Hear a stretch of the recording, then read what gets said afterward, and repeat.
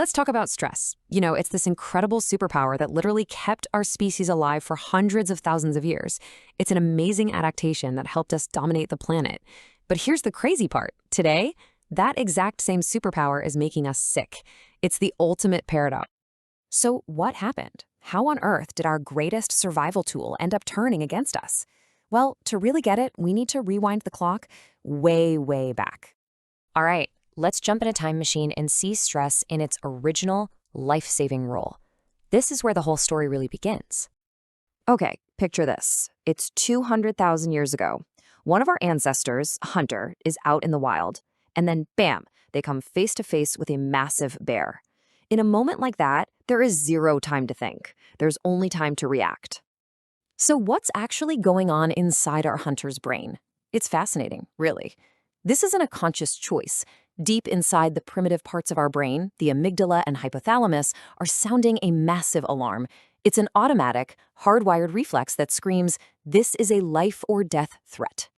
In response, the body unleashes this brilliant two-part chemical cocktail. First up, you've got adrenaline. Think of it as the first responder. It floods your system for that instant gut reaction fight or flight decision. But what if the bear doesn't just go away? Well, that's where cortisol, the strategist, steps in. It's there to manage your energy for a longer crisis, shutting down anything non-essential, like digestion, to pour every last drop of fuel into survival. And then, after our hunter survives, after the bear is gone, the body does something absolutely beautiful. It goes back to what scientists call homeostasis. This is its natural state of peaceful internal balance. The alarm is finally off. The body goes into rest and digest mode. It's time to heal, recover, and maybe tell an epic story about that bear. And that right there, that return to balance is the absolute key. Which brings us crashing into today and what you could call the great mismatch. See, our world has changed at lightning speed, but our ancient biology, it just hasn't kept up. And here's the absolute core of the problem. Our stress response was designed for acute physical threats like bears, dangers that had a very clear beginning and a very clear end. But today, our bears are chronic and psychological. An angry email, a looming deadline, the endless pinging of notifications, being stuck in traffic. Our brain reads all of these as threats, but we can't physically fight or run away from them. And this goes even deeper into a new kind of stress, social stress. Robert Sapolsky did this groundbreaking research on baboons and found that an animal's rank in its social hierarchy has a direct impact on its stress levels. The lower-ranking baboons, who lived in constant fear of being harassed by the alpha males, had chronically high levels of the stress hormone, cortisol. Does that sound familiar? It probably does, because our modern world, and especially social media, has basically turned all of us into one giant global baboon troop. Every single time you scroll through Instagram or LinkedIn, you're playing the social comparison game. Your ancient brain sees the filtered, curated successes of others and can interpret that as a threat to your own status, triggering that same low-rank anxiety and a constant slow drip of stress hormones. So what's the real cost of keeping this ancient alarm system switched on all the time? Well, the price of this overload is incredibly steep, and it affects pretty much every single part of our body and mind. Physically, your body is just stuck in this state of preparing for a fight that never actually happens. And that leads to things like constant muscle tension, that pain in your back, neck, and shoulders. Your digestive system gets all out of whack, your body gets programmed to store fat, especially around your belly, and your risk for things like diabetes just skyrockets. And mentally, it's just as damaging. Your ability to make calm, logical decisions gets totally impaired, and instead you become more impulsive and reactive. You start having memory problems. You know that classic feeling of walking into a room and having no idea why you're there? Brain fog sets in, and your overall cognitive ability just takes a nosedive.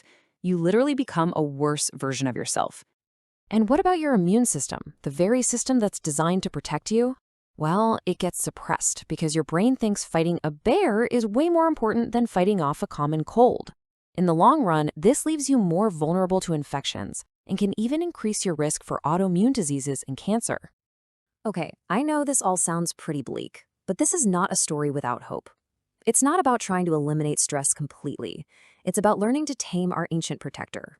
It's about figuring out how to use stress as the powerful tool it was always meant to be, instead of letting it become a weapon we turn on ourselves.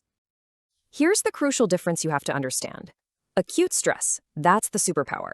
That's the burst of focus and energy that helps you nail an exam or finish a marathon. It's useful.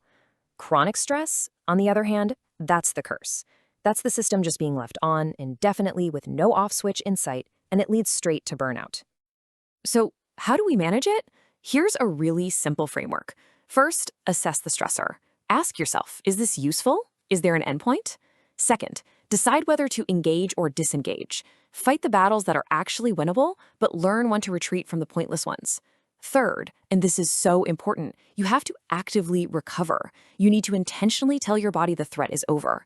And finally, if it's possible, remove the source of the chronic stress from your life entirely. All right, let's get down to brass tacks. Let's talk about the practical strategies you can actually use to take back control and find some of that balance.